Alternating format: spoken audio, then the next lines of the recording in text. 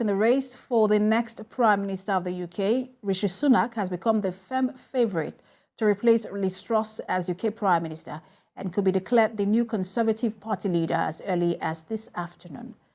House of Commons leader Penny Mordaunt is still in the contest and racing to secure 100 members of Parliament backers by the 2 p.m. deadline. But Mr. Sunak is well ahead with the support of more than half of members of Parliament, while she has fewer than 30 supporters who have confirmed their backing publicly. Key backers of Boris Johnson, who dropped out of the contest on Sunday evening, are calling for the party to get behind the former Chancellor. They include former Home Secretary Priti Patel and Foreign Secretary James Cleverly. Mr. Johnson claimed he had reached the support needed to stand, but said it would not be the right thing to do. He's since been praised by both Sunak and Mordaunt. Meanwhile, Labour have reiterated their call for a general election, as have the Scottish National Party.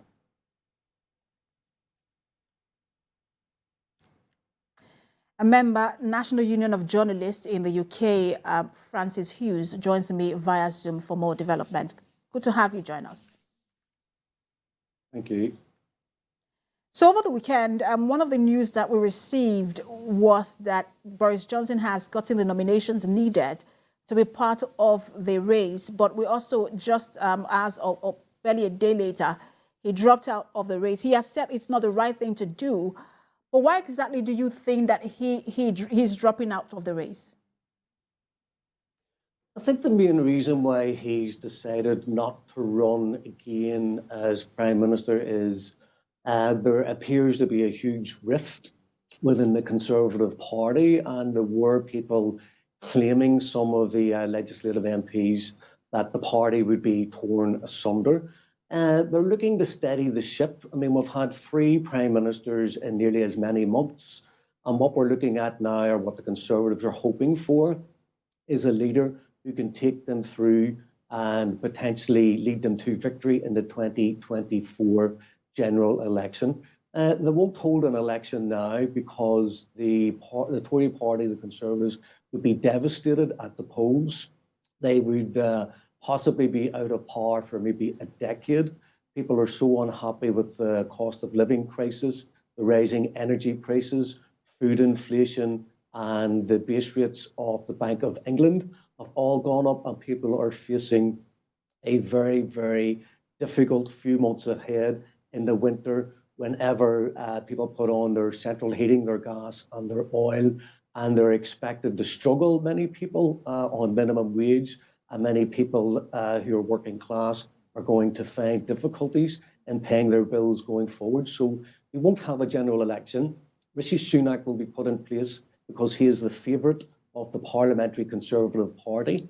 I believe if it went to or had gone to the memberships of the Conservative Party, the members might have voted for Boris Johnson, but he's been tainted with the parties, the lockdown parties, and with everything that's happened from COVID.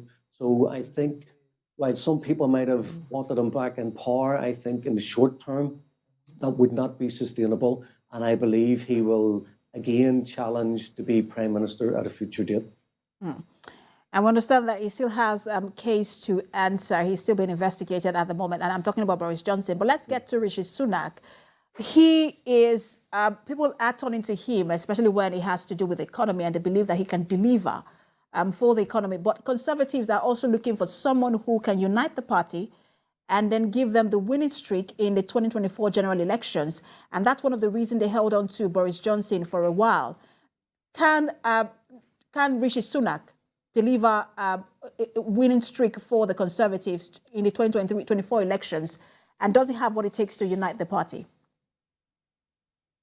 I think he does have what it takes to unite the party if the parliamentary candidates who are selected by, their local Conservative constituency groups, if they are overwhelmingly backing him, which apparently like over 150 of the current Conservative MPs are backing Rishi Sunak, that in itself is a sign that there is a consensus within the party. There's a majority within the party to see him elected as the leader.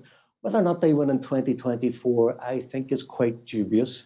I think unless the economy is turned around with the war in Ukraine, and with many people against the continuation of this war, many people wanting peace and a settlement between Russia and Ukraine. I think so long as the Conservative Party continues to finance the war and continues to give political legitimacy to Kiev, a lot of people will continue to find themselves in debt and in difficulty because we're going to head into a recession and the government will be held responsible because they're in charge and it's up to them to steer the economy in a direction that won't end up with people losing their jobs, people potentially losing their homes, people becoming homeless, the health service falling apart.